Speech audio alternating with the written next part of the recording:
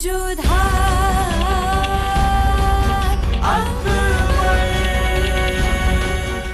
धारावाहिक किसी प्रकार की ऐतिहासिकता का दावा नहीं करता। तत्कालीन परिस्थितियों को दर्शाने के लिए आवश्यक और उचित नाटकीय रूपांतर किए गए हैं।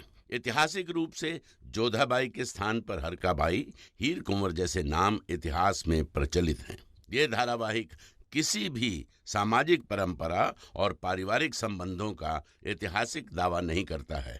इसका उद्देश्य किसी भी समुदाय की भावनाओं को ठेस पहुंचाना नहीं है। हे ईश्वर, लगता है वो अग्नि ले चुकी है। हमें स्वयं दरवाजा तोड़ना पड़ेगा।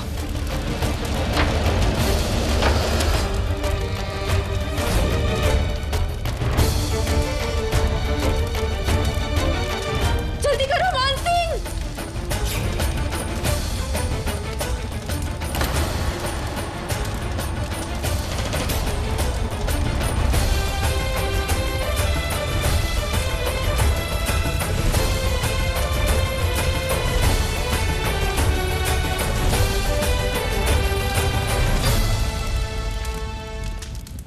ये क्या कर रही थी आप?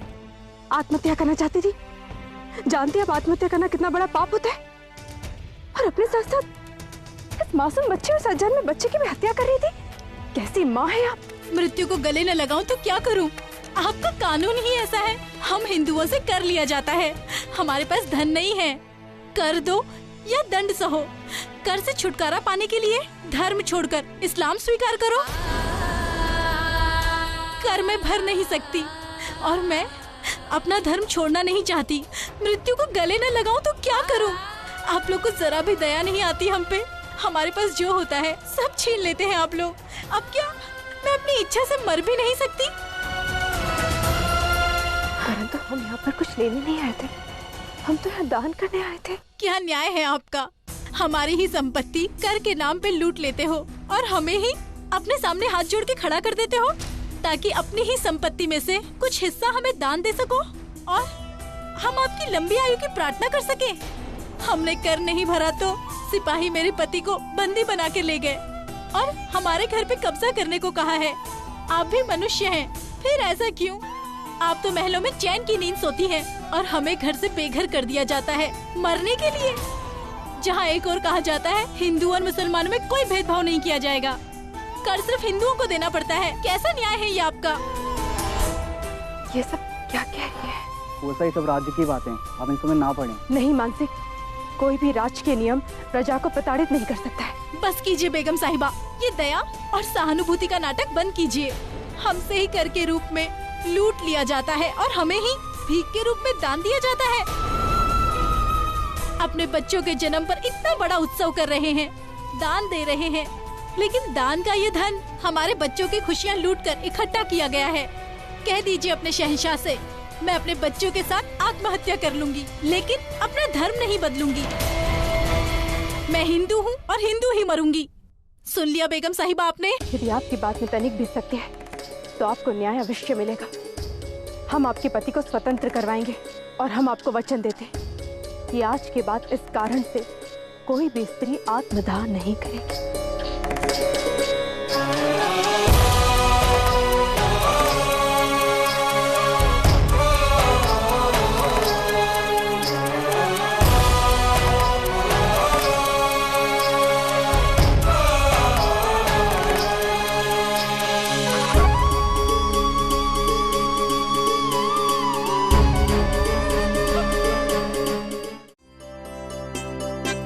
गली इतनी सुंदर, तब ये और ज्यादा खूबसूरत लगेंगे हुजूर जब ये खिलेंगे। हम अपनी राग की शक्ति से जब चाहे इसे खिला सकते हैं। संगीत की शक्ति का तो पता नहीं, पर तानसेन जी की मूर्ख बनाने की कला अति उत्तम है। वो तुम्हें मूर्ख बना रहे हैं। ऐसा नहीं, हम इन्हें मूर्ख नहीं बना रहे। बिल्कुल बना रहे हैं। कभी मौसीकी से भी फूल खिलते हैं, बादल बरसते हैं।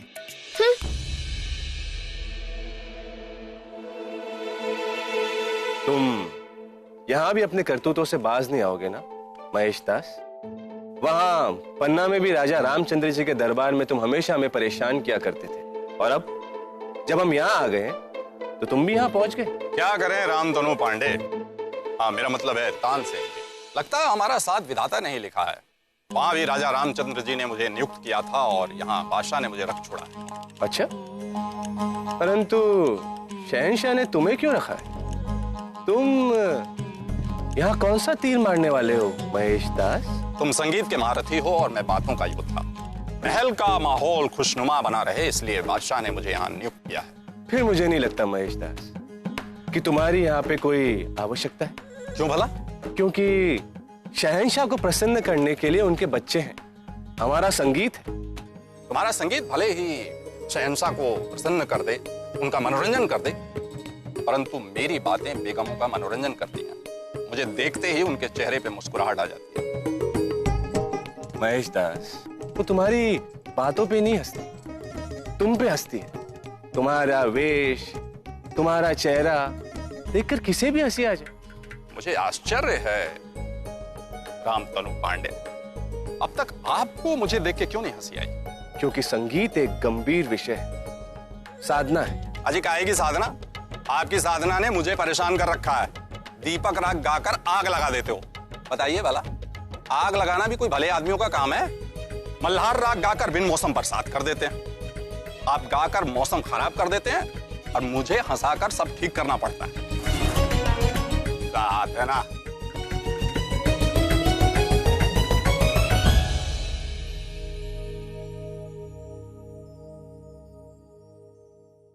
परंतु शहंशाह वो स्त्री अपने साथ साथ अपने अजन्मे बच्चे का भी आत्मदाह करने का प्रयास कर रही थी, क्योंकि उसके पास इतना धन नहीं था कि वो कर चुका सके।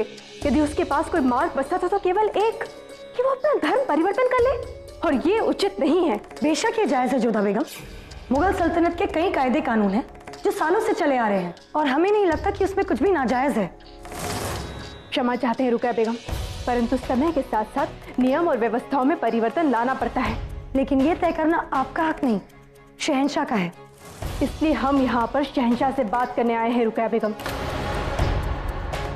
एक और महल में हम ऐश्वर्य का भोग करते हैं और दूसरी ओर हमारी प्रजा के पास भोजन करने के लिए और आवश्यक वस्तु के लिए धन नहीं है, और ऐसे में यदि हम उन पर कर्ज का भार भी डाल देंगे तो ये उचित नहीं है। जोधा बेगम, इस वक्त हम इस मामले पर कुछ नहीं कह सकते हैं। हमें पहले तोड़मल साहब से बात करनी होगी कि माजरा क्या है, और उसके बाद ही इस बारे में हम आपसे बात करेंगे। ये नियम आपको बदलना होगा शहंशाह टोडरमल साहब को नहीं, इसलिए आपको ही निर्णय लेना होगा। नहीं शहंशाह, आप ऐसा नहीं कर सकते। अगर आपने कानून बदला तो ये आपके और मुगल सल्तनत दोनों के लिए नुकसानदायक होगा।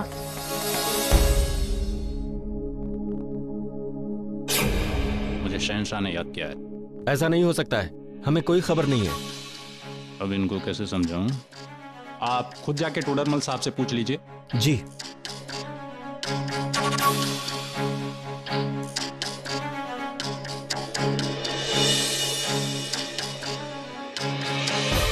हम कह रहे ना शहंशाह, आप हर बार मुगल कायदे कानून नहीं बदल सकते। आज किसी ने खुदकुशी करने की कोशिश की और आपने कानून बदल दिया, तो कल को हर कोई वही रास्ता अपनाएगा। ऐसा नहीं होगा, ऐसा ही होगा। खुदा के लिए आप दोनों लड़ना बंद करें। मैं पहले जानने तो दीजिए कि माजरा क्या है, फिर हम कोई फैसला लेंगे।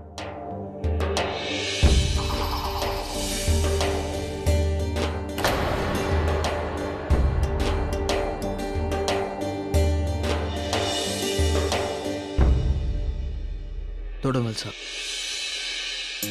बताइए हमें कि क्या इस जजिया को हटाकर खजाने पर कोई नुकसान होगा? शहंशाह, सत्य है कि जजिया से हिंदू प्रजा पर प्रभाव पड़ता है, परंतु ये भी सत्य है कि इससे शाही खजाने की एक मोटी आमदनी होती है। शाही खजाने का एक बड़ा भाग जजिया से आता है। यहाँ तक कि तनख्वाह बांटने में भी ज्यादातर इसी का इस्तेमाल किया जाता है। टोडरमल साहब ठीक कह रहे हैं हुजूर, अगर जजिया हटा लिया गया तो खजाने पर बहुत बोझ पड़ जाएगा। और इससे बचने का कोई रास्ता? रास्ता तो सल्तनत के कानून ने बता रखा है हुजूर। जो जजिया न चुकाए वो मुसलमान हो जाए, इस्लाम कबूल कर ले और अल्लाह की पनाह में आ जाए। और जिसे ये कबूल नहीं उसे जजिया बढ़ना होगा, यही कानून है हुजूर। हाल ही में हमने बहुत सी जंगें लड़ी हैं और ये सही वक्त नहीं कि हम जजिया हटाकर इतना बड़ा माली नुकसान सह सकते। हमें अपनी फौज बढ़ानी है। आप अच्छी तरह से जानते हैं हुजूर, हुकूमत तब तक टिकती है जब तक फौज मैदान में हो, और फौज को देने के लिए तनख्वाह की आमदनी जजिया से होती है। मैं आपकी बात से सहमत है।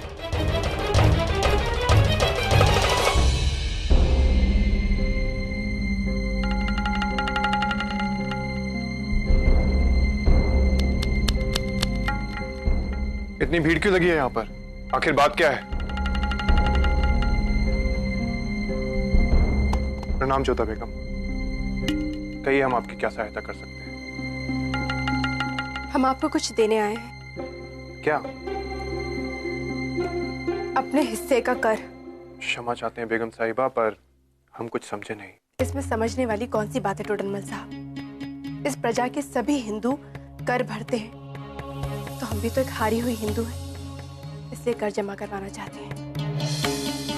सुनो, शहंशाह से जाकर निवेदन करो कि वो तुरंत यहाँ पर पहुंचे।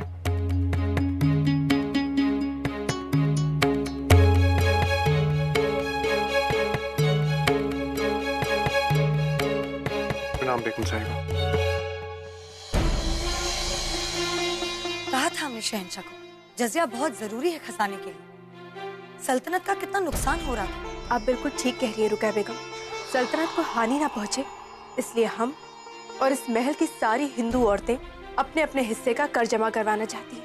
बेगम होने के नाते आपको आवाम से अलग समझा गया, छूट दी गई, मगर आप फिर भी जजिया जमा करवाना चाहती हैं, तो इसमें किसी को कोई परेशानी नहीं है। जहाँ तक हमारा मानना है, शहंशाह के अतिरिक्त हम सभी प्रजा का हिस्सा हैं, और जब इस प्रजा के सारे हिंदू कर भर रहे तो हम कैसे अछूते रह सकते हैं? हम भी चाहते हैं कि हम पर वही नियम लागू हो जो प्रजा के सारे हिंदुओं पर लागू हो।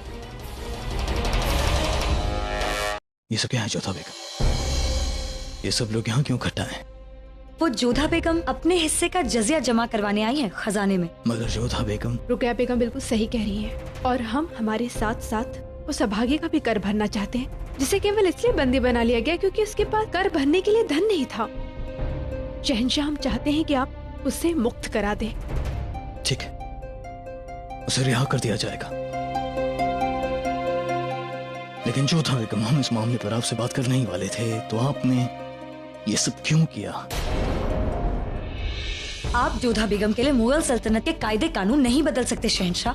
ये सच है कि अब हमें जोधा बेगम पसंद है और अब हम दोस्त भी बन गए हैं, लेकिन इसका मतलब ये नहीं कि उनकी हर बात में हम उनका साथ दें, और आपको भी नहीं देना चाहिए। आप शहंशाह हैं और सल्तनत के इंतजामात आपके हाथ में हैं, और इस तरह जजिया हटाना सल्तनत के हक में नहीं है। और अगर जोधा बेगम जजिया भरना चाहती हैं, तो आपको दबाव में नहीं आना चाहिए शहंशाह। हम किसी पर दबाव डालने के लिए ऐसा नहीं कर रहे हैं।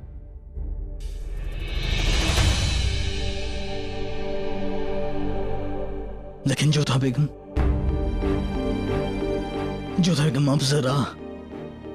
आप जरा हमारे नजरिए से सोचें कि हिंदुस्तान के शहंशाह की बेगम जजिया भरना चाहती हैं। अगर वो जजिया भरेंगी तो ये हमारी बेइज्जती होगी, ये हमारी रसवाई होगी। जोधा बेगम, आप जजिया नहीं भर सकती हैं। क्योंकि हम भी प्रजा का हिस्सा है शहंशाह, और जब सारे हिंदुओं को जजिया भरना पड़ता है तो फिर हम भी तो हिंदू हैं। हम बस नियमों का पालन कर रहे हैं। यदि जजिया नहीं भर सकते तो धर्म परिवर्तन करना पड़ेगा। हमने भी अपना धर्म परिवर्तन नहीं किया है, इसलिए हर वर्ष हम जजिया भरेंगे। हम एक हारी हुई हिंदू हैं, हमें जजिया भरना ही होगा। अब खुदा के लिए हमारी बात को समझने की कोशिश करें जोधा बेगम। आप कर स्वीकार कीजिए शहंशाह।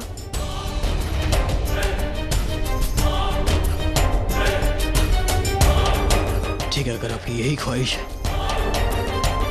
तो आप जजिया भर सकती हैं, लेकिन हम मुगल कानून को नहीं बदलेंगे, और हम भी नियमों का पालन करेंगे। इस जिद को छोड़ दीजिए जोधा बेगम। हम जिद नहीं कर रहे हैं शहंशाह, हम तो बस नियमों का पालन कर रहे हैं। नियमों का पालन नहीं करेंगे तो फिर प्रजा कैसे करेगी?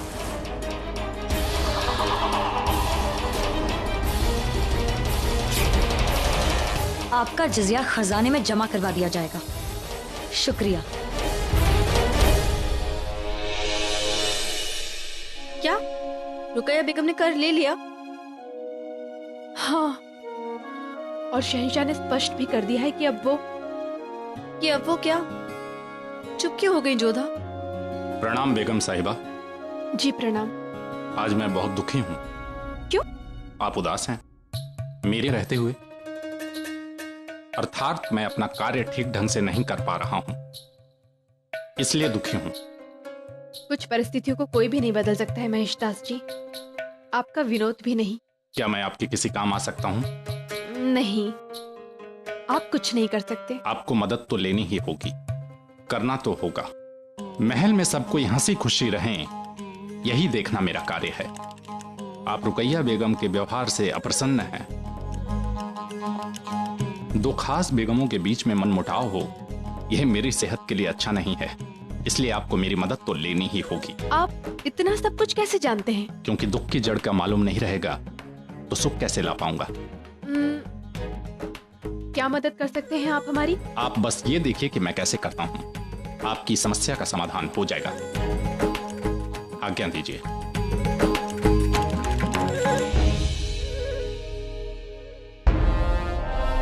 हमने फैसला कर लिया है कि जजिया भरा जाएगा, हम उस कानून को नहीं बदलेंगे। मान सिंह, इस बाबत बाकी राजवंशियों की क्या हरकत है? शहंशाह मेवाड़ के महाराणा उदय सिंह जी ने हमारे बागियों को अपना दे रखी है। ये चिंता की बात है शहंशाह, ये हमारे हित में नहीं है। कुछ सूबे भी हमारे मेवाड़ से जुड़े हुए हैं। तो फिर हमें फौरन हरकत करनी होगी। जो करना हो करो। महाराणा उदय सिंह को हमारा पैगाम भिजवाओ कि अगर वो हमारे बागियों को पनाह देते हैं तो ये ऐलान जंग समझा जाएगा। लेकिन पहले उनसे ये कह देना कि हम उनसे एक बार मुलाकात करना चाहते हैं। जी शहंशाह।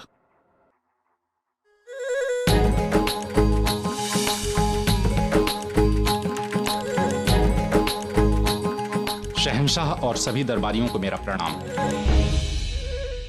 क्या बात है महेश दास जी, अभी दरबार में जुम्मा 4 दिन नहीं हुए आए हुए आपको, और अभी से देर आना शुरू कर दिया आपने। क्षमा चाहता हूँ शहंशाह, दरअसल यहाँ समय पर पहुँचने के लिए ही मैं घर से निकला था, परंतु रास्ते में मुझे बहुत सारे लोगों ने घेर लिया। वो अब आपसे मिलना चाहते हैं।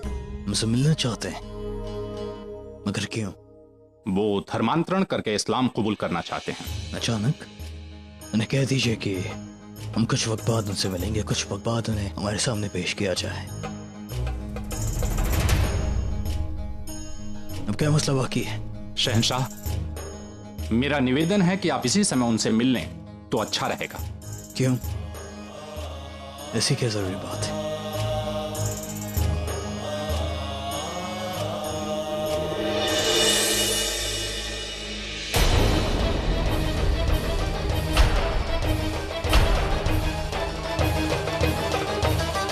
यहाँ तो सैकड़ों की तादाद में लोग आए हैं, और सब लोग इस्लाम कबूल करना चाहते हैं। जी हुजूर।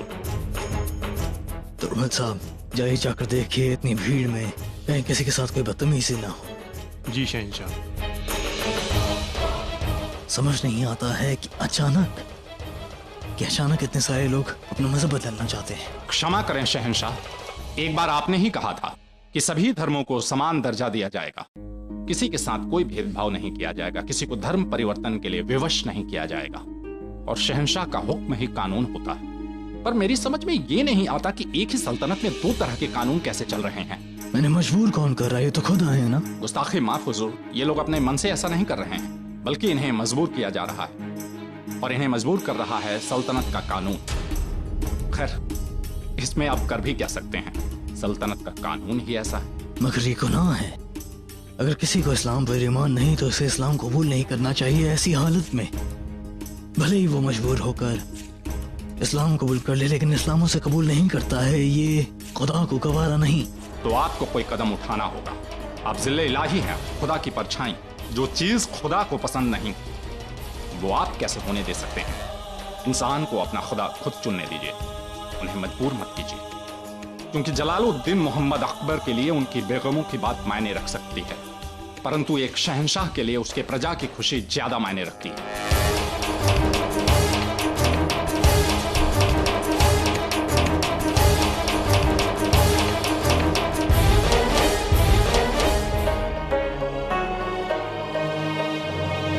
हम भी प्रजा का हिस्सा है शहंशाह, और जब सारे हिंदुओं को जजिया भरना पड़ता है तो फिर हम भी तो हिंदू हैं।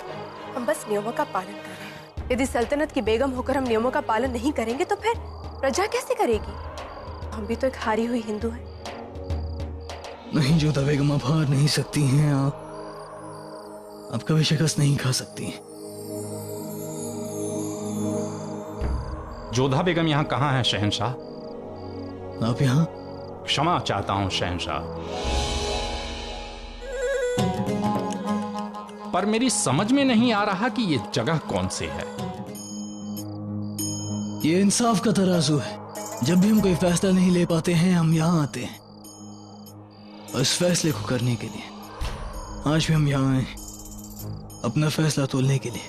प्रजा को प्रसन्न रखने के लिए राजा का खुश रहना बहुत आवश्यक है, और आपने मुझे यहाँ इसलिए नियुक्त किया है कि मैं आपको खुश रख सकूं, आपके चारों ओर खुशनुमा माहौल तैयार कर सकूं। बेशक हम मानते हैं कि तुम उस काम में माहिर भी हो, लेकिन हर मुश्किल का हल हाजिर जवाबी या मस्करी से नहीं होता है। मगर मैं आपको देख के ये अच्छी तरह से कह सकता हूँ कि ये ऐसा कोई मामला नहीं है जिसके कारण आप दुविधा में हो। आपको अच्छी तरह से पता है कि क्या सही है और क्या गलत। हम समझे नहीं। क्षमा चाहते हैं शहंशाह, छोटे मुंह बड़ी बात। आप वो पहले शहंशाह हैं जो हिंदू और मुसलमान दोनों को बराबर का सम्मान देते हैं। जब बराबर का सम्मान देते हैं तो बराबर का न्याय देने में क्या मुश्किल है? बरखरदार, अगर ये फैसला लेना इतना ही आसान होता तो हम इसे कब का ले चुके होते। मेरे पास एक योजना है जिससे सांप भी मर जाएगा और लाठी भी नहीं टूटेगी। कैसी तरकीब? बस आप सबको दीवाने खास में आने का निमंत्रण दीजिए, फिर देखिए क्या कमाल होता है।